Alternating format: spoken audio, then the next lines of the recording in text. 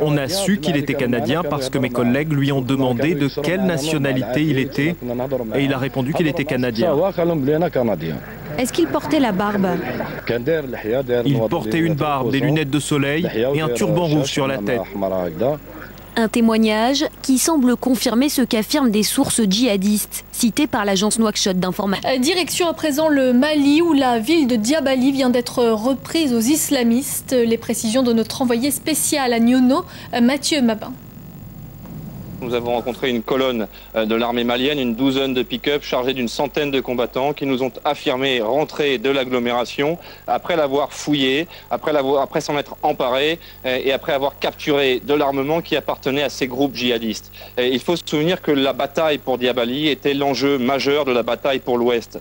On se souvient que le contingent français et l'armée malienne se sont déployés dans la région d'abord pour faire face au nord du Mali, tenu par les groupes islamistes, notamment les grandes agglomérations de Gao, Kidal et Tombouctou, mais en chemin, avant de s'installer dans le centre du Mali, sur la base de Sévaré, qui sera le centre névralgique de l'opération multinationale, ces troupes ont dû se dérouter pour faire face à l'Ouest, et notamment faire face à Diabali. La bataille a duré plusieurs jours, à grand renfort d'avions français, de frappes aériennes, d'interventions de forces spéciales et de commandos français, mais avant tout l'engagement de l'armée malienne qui ce soir est rentrée triomphante dans la ville voisine de Nioni où nous nous trouvons pour nous affirmer que Diabali était enfin tombé et aux mains de l'armée malienne.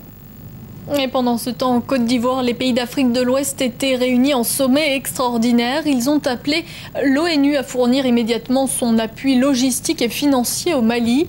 Le président ivoirien Alassane Ouattara a de son côté plaidé pour une mobilisation internationale plus large. Écoutez-le.